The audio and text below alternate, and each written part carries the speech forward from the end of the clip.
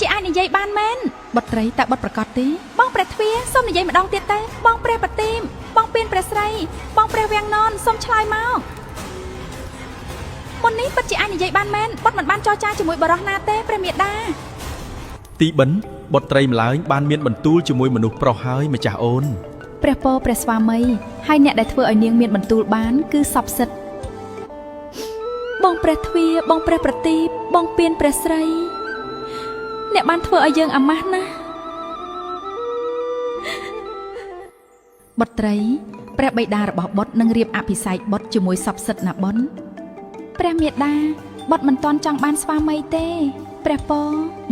តែបិតាបានសន្យាហើយថាបើអ្នកណាអាចចរចាសម្ដីជាមួយបុត្របាននឹងលើកបុត្រឲ្យអ្នកនោះបើមិនធ្វើតាមសន្យានឹងមិនមានអ្នកណាគោរពទ្រង់ទៀតទៅបុត្រីថ្ងៃនេះជាថ្ងៃមង្គលរបស់បុត្រទាំងពីរហើយណាបុន